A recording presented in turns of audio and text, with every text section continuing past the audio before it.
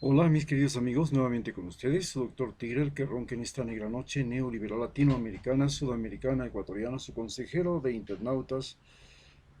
que hoy día les va a hablar acerca de por qué hoy, 28 de noviembre del 2020, Andrés Arauz sigue siendo el candidato favorito a pesar de todas las intenciones que han habido de hacerlo desaparecer como candidato en las elecciones. Hasta esta semana no se sabía si podía o no participar. Recién hace unos pocos días tenemos noticia de que sí será candidato para las próximas elecciones y tenemos ahora que entender cómo se produce este fenómeno denominado Andrés Arauz para las próximas elecciones. Sabemos que la campaña electoral de Ecuador entra en el mes preelectoral y en ella existen 14 candidatos. 13 quieren la continuidad de lo que fue el gobierno de Moreno, que cogobernó con la mayoría de ellos, y uno es rotundamente en contra, pues es de los perseguidos por el gobierno de Lenín Moreno. Estas elecciones tienen la particularidad de que se producen durante una pandemia, la pandemia del COVID, que ha producido más muertos y enfermos que otras epidemias recientes y que es global, porque se vive en tiempo real o lo que podría decirse, se sabe lo que pasa hasta en el último rincón del planeta Tierra. En Ecuador, la pandemia produjo una crisis sanitaria que tuvo matices diferentes a lo que ocurrió en otros países. En primer lugar, fue espectacular en Guayaquil, ustedes lo recuerdan, lo que atrajo la atención de los medios informativos de todo el mundo que destacó las muertes que estaban en las calles, en las casas, en los hospitales, en los cementerios y hasta en los ataúdes de cartón. Pero además que los hospitales habían sido repartidos entre los asambleístas, al igual que las compras públicas de medicinas, pruebas de equipos, lo que se había convertido en un negocio infame entre el gobierno y sus más cercanos aliados, como por ejemplo la familia Bucaram, que se beneficiaron de las compras públicas. También se beneficiaron de este reparto de hospitales los asambleístas en la mayor parte de Alianza País, del ex partido de Rafael Correa y actual partido de Lenín Moreno, en el cual él es el presidente del partido junto con otros funcionarios,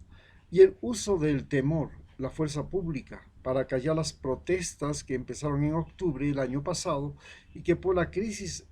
sanitaria se complicó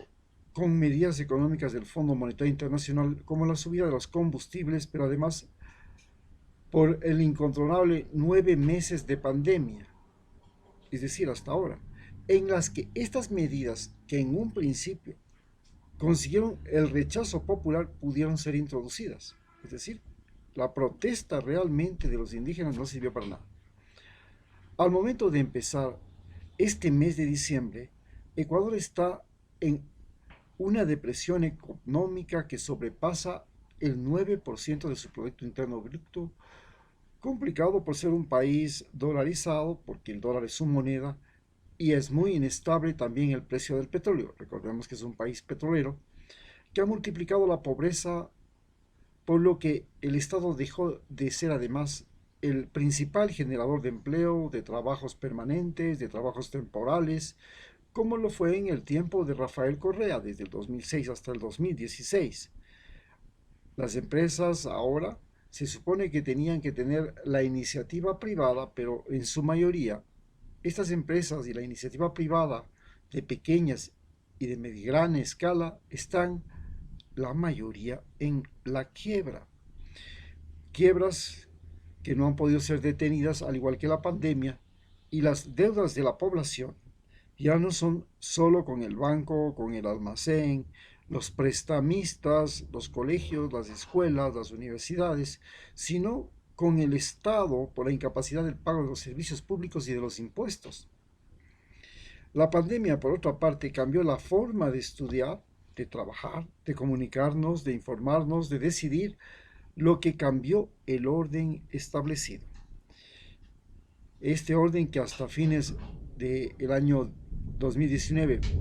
parecía inmutable, ha cambiado también las necesidades y las posibilidades de la población, y los candidatos no pueden todavía reconocer ni definir claras soluciones para ganar votos, pues lo más notable hasta el momento es su ignorancia. Además, no pueden ni siquiera reconocer el pasado inmediato, y lo que se vive ni lo que se está viviendo tiene en su visión alguna forma de detenerla, porque es imparable. Entre los candidatos más lúcidos por el momento es Arauz, que está representando a Rafael Correa, pues el expresidente ha sido impedido de participar y de ser candidato absolutamente para nada. Es más, hasta tiene una orden de captura. Correa, que ha tenido una extraordinaria posibilidad en este momento y ha podido estar pendiente de todo lo que vive el Ecuador, pues este gobierno de Lenín Moreno lo ha perseguido, y él, más que ninguna otra persona, ha estado al tanto desde el primero al último detalle de lo que está pasando, tras de que el Ecuador no le dejó entrar y lo obligó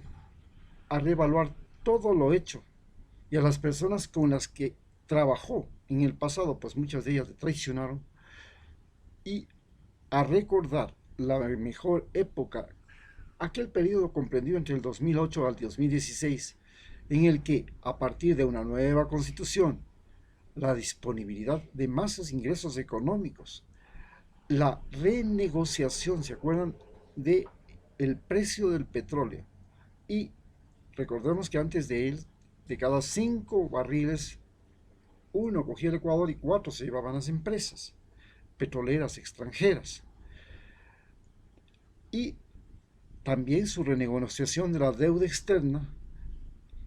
Él recompró deuda externa que estaba a bajo precio, creó un nuevo destino de los recursos del Estado, que se invirtieron fundamentalmente en obras, en bienes, en servicios, en favor de todos los ecuatorianos, y no les dio a los más ricos recursos del Estado para que, lo que hace Lenín Moreno, supuestamente generen empleo,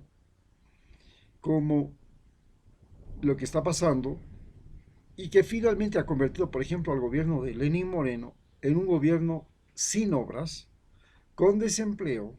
con fuga de capitales, con fuga de cerebros humanos y con pérdida desmedida de sus recursos naturales. Esto es lo que favorece a Andrés Arauz para ganar las elecciones.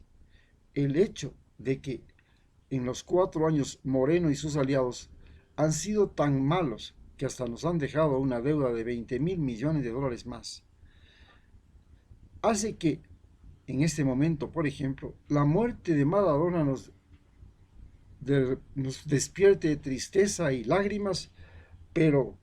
a no dudarlo, la muerte de Lenín Moreno sería recibida como un castigo bien merecido de Dios, con celebraciones por todo el país. Moreno es un Titanic que se hunde. Se hunde irremediablemente tras su choque con un iceberg llamado pandemia, y los partidos y personas que lo respaldaron y que le apoyaron y que le siguen apoyando se están hundiendo con él, lo que nos permite pronosticar el triunfo fácil y rotundo en una sola vuelta de Andrés Arauz y el fin de la mayoría de los 14 partidos políticos que participan en las elecciones.